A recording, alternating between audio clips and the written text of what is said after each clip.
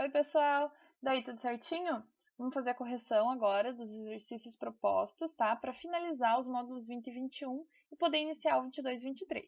Então, lá na página 129, começando aqui nos propostos, número 3, eu pedi para casa, 3 e 4, tá? A letra A. Caracterize as florestas estacionais. A principal característica das florestas estacionais é que ela está associada a um clima que tem uma estação mais seca e uma mais úmida, certo? E durante essa estação mais seca, com baixos índices de chuva, elas acabam perdendo boa parte das suas folhas, tá? Então, isso é o que caracteriza as florestas estacionais. Na letra B, pede para diferenciar os três tipos de florestas estacionais: as deciduais, semideciduais e as perennifólias, certo?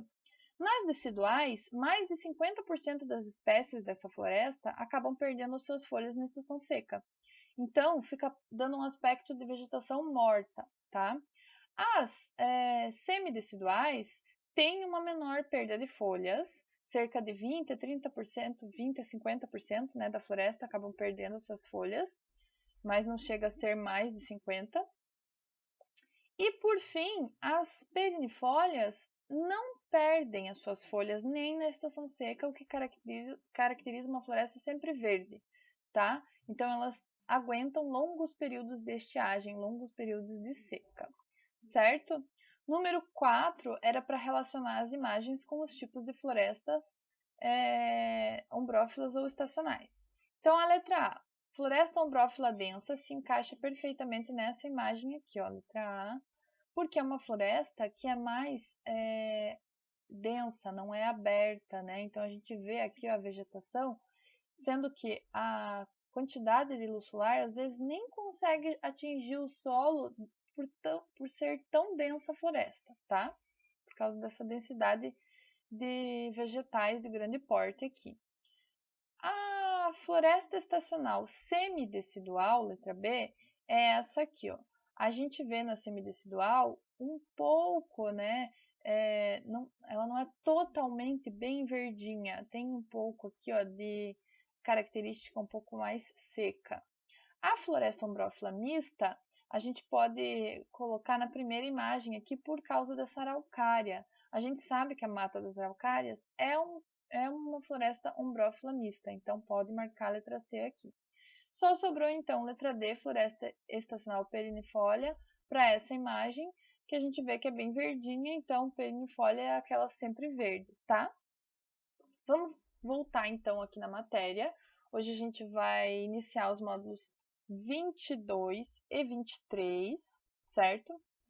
Então, vamos falar um pouquinho sobre os outros tipos, né, de vegetação que não são florestas.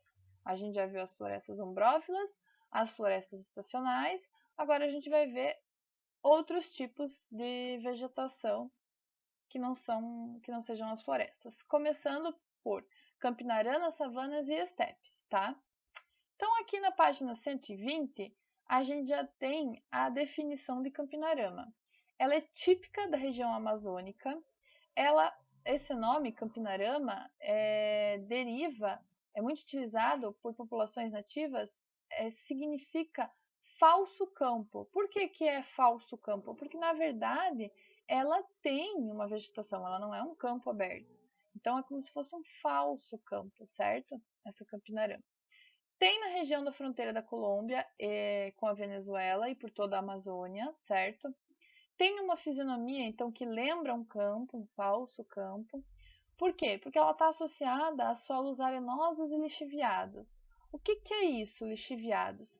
Lixiviados significa solos que foram lavados superficialmente. Então, a camada superficial acabou sendo lavada por intensas chuvas que ocorrem nas regiões dos trópicos e regiões equatoriais. Essas chuvas, quando acabam lixiviando ou lavando essa parte superficial do solo, acabam levando com ela nutrientes do solo, deixando ele mais pobre, certo?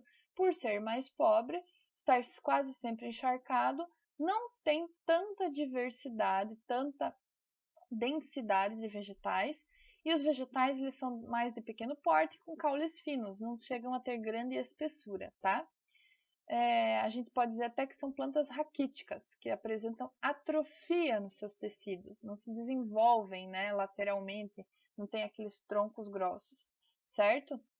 Segundo o IBGE, tem 4 formações de campinarama. Então, dentro da campinarana, a gente pode ter a área florestada, arborizada, arbustiva e gramíneo-lenhosa, certo? Vamos ver agora as savanas, seguindo aqui. Savanas são regiões de transição entre bosques e prados. Então, existem diferentes, tá, ecossistemas que podem possuir savanas. Tem as savanas tropicais, as temperadas, mediterrâneas, pantanosas, montanhosas. No Brasil, a gente tem o cerrado. É o nosso tipo de savana, é conhecido como cerrado brasileiro, tá? O cerrado, ou a savana brasileira, tem solos ácidos.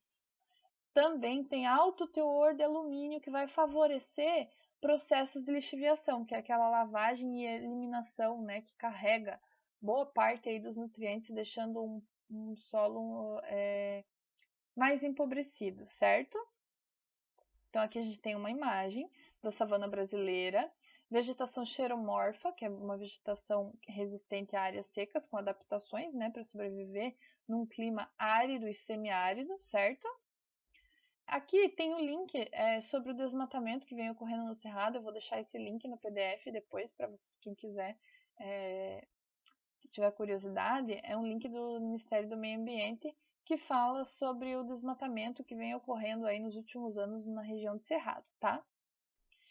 De acordo com o IBGE, a gente tem 4 tipos de formações vegetais nessa categoria aí de savanas no Brasil.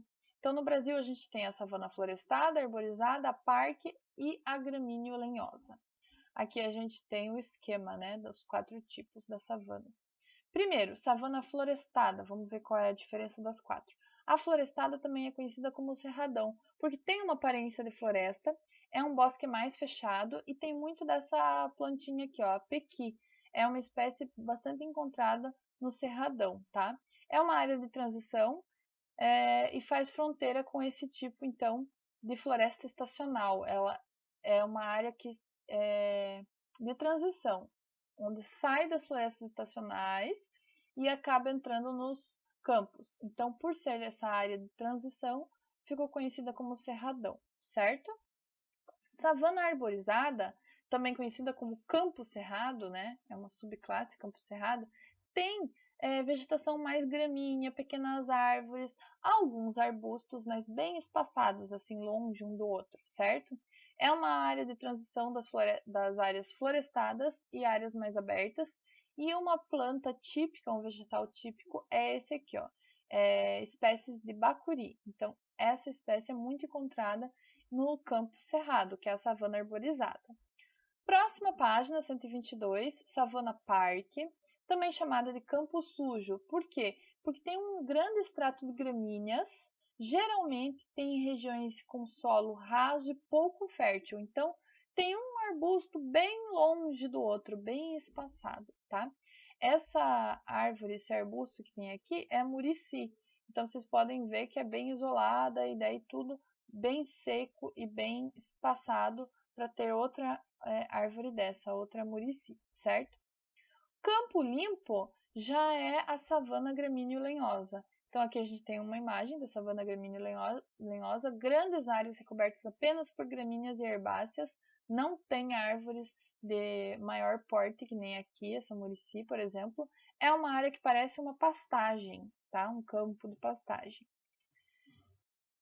Para continuar nas próximas, savana estépica e a caatinga, eu vou deixar para próxima aula, tá? Então, por enquanto, vocês não vão fazer exercícios, vamos terminar aqui na 122. O que eu quero que vocês façam? Eu quero que vocês estudem as aulas, as videoaulas, né? Desde o dia 13 de abril até essa aula de hoje, porque até aqui, até a página 122, é onde vai cair na avaliação de semana que vem, tá? Então, a primeira avaliação vai ser cobrado tudo que a gente viu nas videoaulas do dia 13 até a aula de hoje, página 122, tá?